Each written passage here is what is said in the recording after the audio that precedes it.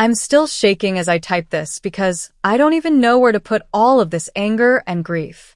I feel like my entire childhood, my entire sense of being a good son, just got bulldozed in one conversation. I never thought my parents would do this to me. I've been swallowing this knot in my throat for weeks, and if I don't get it out somewhere, I think I might explode. When I was 19, my parents bought this lake house. It wasn't anything fancy at the time. Just an old wooden place with peeling paint, leaky pipes, and a dock that looked like it would collapse if two people stood on it. They said it was a family project, a place we could all make memories. But the reality was that my dad didn't have the time or skills to maintain it, and my mom was more into sitting on the porch with wine than actually taking care of it. My sister, younger by 4 years, never lifted a finger. I was the one who stepped up. At first it was small things. Painting, patching, mowing the lawn. Then it grew. Replacing shingles. Fixing the plumbing. Teaching myself carpentry, because the back deck was rotting. I poured summers, weekends, holidays into that house. I became the handyman no one asked for, but everyone relied on. And I didn't complain. I actually loved it. Every nail, every coat of varnish felt like I was carving my place into the family. Like one day, when my parents got old, they'd look at me and say, "You're the one who gave this house life. It's yours now." I spent college weekends there fixing things while my friends went on trips.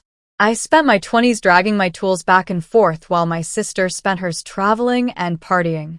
She'd show up sometimes with friends, drink, make a mess, and leave me to clean it up. My parents would scold her a little, but then shrug. "That's just who she is," they'd say. And I'd be the one out there the next day, scrubbing beer stains off the dock. Fast forward 17 years. I'm 36 now. The house is beautiful. People who visit say it looks like something out of a magazine. My wife jokes that it's my first child because of how much care I've put into it. And I'll be honest, I always thought of it as mine. Not officially, but in my bones. The sweat, the hours, the money I sunk into that place because yes, when repairs went beyond what my parents could afford, I covered them. Thousands and thousands over the years. Never asked for reimbursement. I thought of it as an investment in my family. A few weeks ago, my parents called a family dinner. They were glowing, giddy, almost like they had some big news. We sit down and my mom says, "We've finally decided what to do with the lake house." I felt this surge of anticipation. This was it. Recognition. Validation. Maybe they'd put it in my name, or at least say it would be split fairly. Instead, my dad clears his throat and says, "We're giving it to your sister." For a second I thought he was joking. I actually laughed, waiting for the punchline. But the room was silent. My sister smiled, almost smug. My mom added, "We thought it was time. She's starting a family soon, and we want our kids to have summers there. You already have your home, and you've built such a good life. She needs this more than you." I can't describe what it felt like in that moment. Like all the air had been sucked out of the room. 17 years of my life, my labor, dismissed in one sentence. I looked at my sister, waiting for her to say something like, "No, that's not fair. He deserves it." But she didn't. She just reached across the table and hugged my mom. I said, "Are you serious? After everything I've done for that house, you're just handing it to her?" My dad's face hardened. "Don't make this ugly. It's our decision. You'll always be welcome there." Welcome there.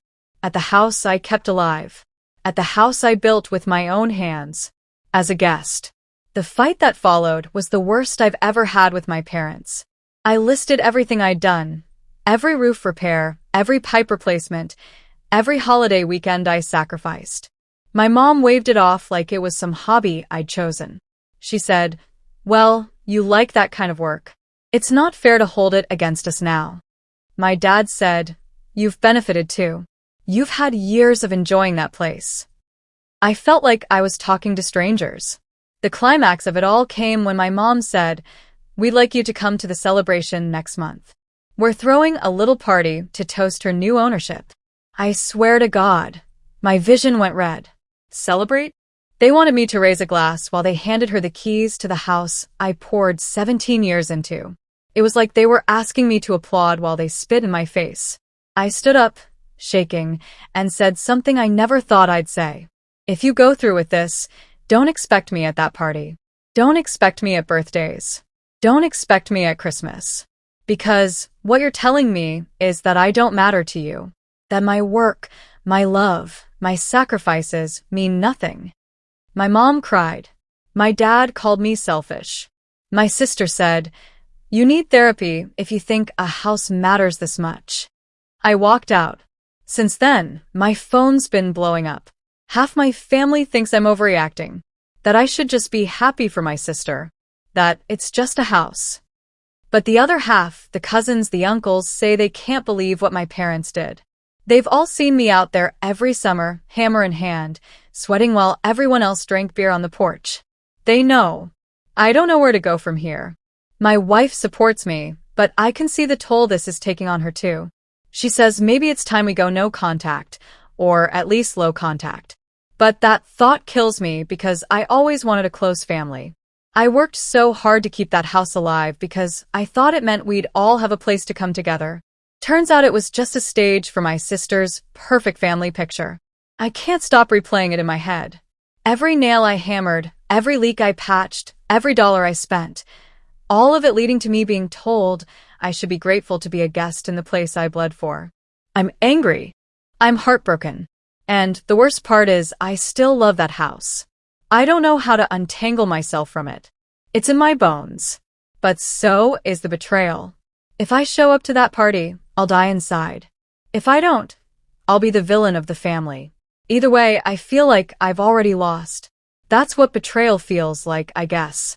Not a clean break. Just a slow unraveling of everything you thought was solid until you're left wondering if your whole life was one long, stupid mistake.